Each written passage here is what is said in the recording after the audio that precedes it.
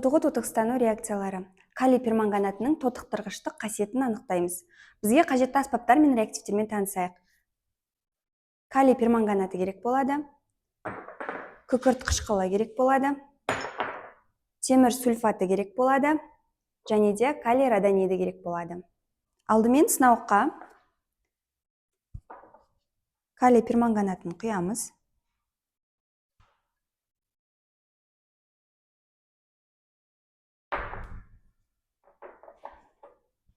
Және де оның үстіне күкірт қышқылын құямыз.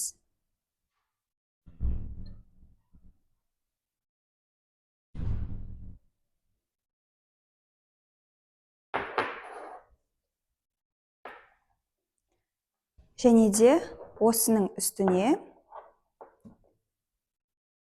темірдің сульфатын құятын боламыз.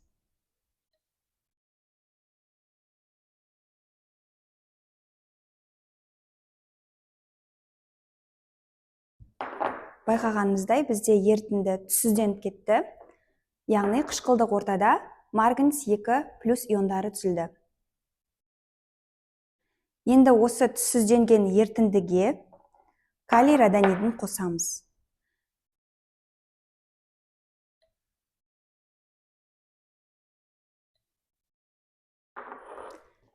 Яғни бұл жерде байқайтынымыз темір 2 плюс иондарынан темір 3 плюс иондарына ауысқанын байқаймыз.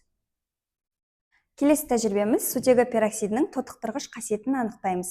Бізге қажетті аспаптар мен реактивтермен танысайық.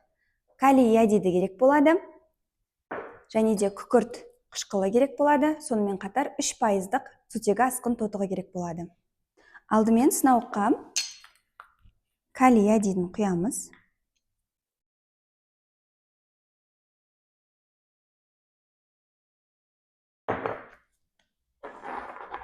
Және де оның үстіне күкірт қышқылын құямыз.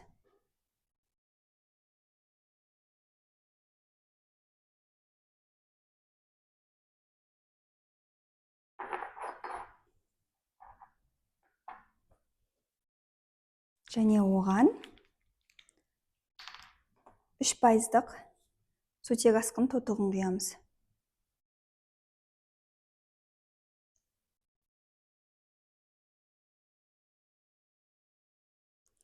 Бізде қоңыр түсті тұнба пайда болды. Яғни бізде иод түзілді. Келесі тәжірибеміз сутегі пероксидінің тотықсыздандырғыш қасиетін анықтаймыз. Бізге қажетті аспаптар мен реактивтермен танысайық. Калий перманганаты керек болады, күкірт қышқылы керек болады, және де 3%-дық сутегі пероксиді керек болады. Алдымен сынауыққа калий перманганатын құямыз.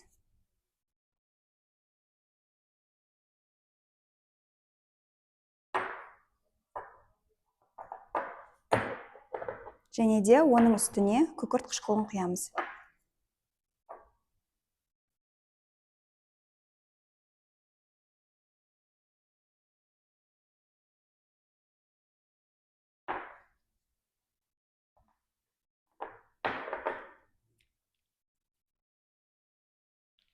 Және де оның үстіне сутегі асқын тотығын тамызамыз.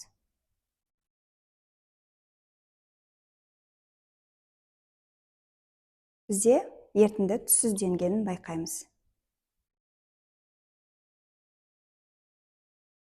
Келесі тәжірибеміз жай заттардың қатысуымен жүретін тотығы тотықстану реакциялары. Бізге қажетті аспаптар мен реактивтермен танысайық. Купрум сульфаты керек болады, және де шеге керек болады. Алдымен сынауыққа купрум сульфатын құямыз.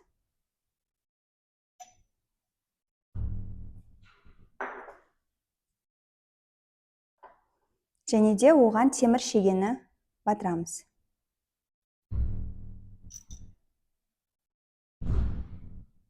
Реакция нәтижесі бойынша темір шегенің сыртын мыс иондары қаптайды. Келесі тәжірибеміз тотығы тотықстану реакция өнімдерінің ерітінді ортасына тәуелділігін анықтаймыз. Бізге қажетті аспаптар мен реактивтермен танысайық. Калий перманганаты керек болады, және де күкірт қышқылы керек болады, калий гидроксиді керек болады. Және сонымен қатар су және де темір сульфаты керек болады. Үш сынауға аламыз алдымен. Және де оның үстіне калий перманганатын құйып шығамыз.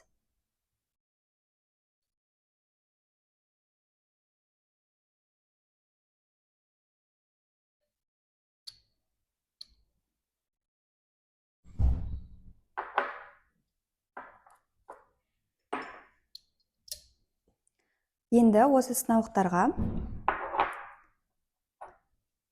бірінші күкірт қышқылын құямыз.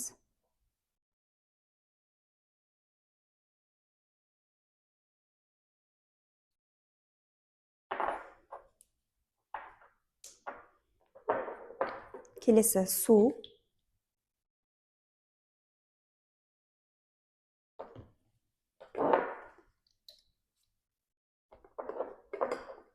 Келесі калий гидроксидін құямыз. Енді осы ертінділерге темір сульфатын құйып шығамыз. Бізде бірінші тұрған калий гидроксиді құйылған ертінді. Яғни ертіндіде бізде сары түсті тұнба пайда болды. Яғни бұл жерде біз сілтілік ортада марганец O4 иондарына дейін тотықсызданғанын байқаймыз. Келесі бейтарап ортада қалай өзгеретінін анықтаймыз.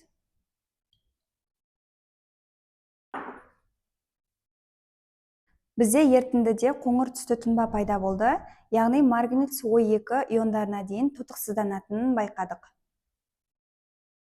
Енді қышқылдық ортаны анықтаймыз.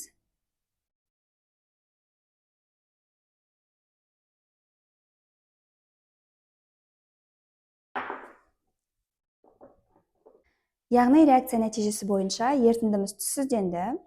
Қышқылдық ортада марганец 2+ ионына дейін тотықсызданатынын байқадық.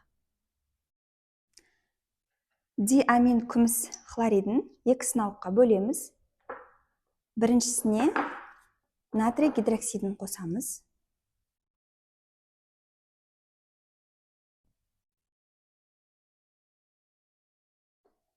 Бізде ақ түсті тұнба пайда болды.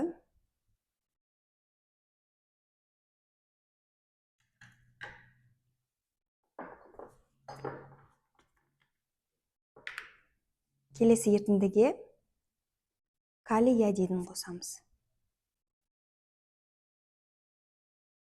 Бізде сары түсті тұнба пайда болды.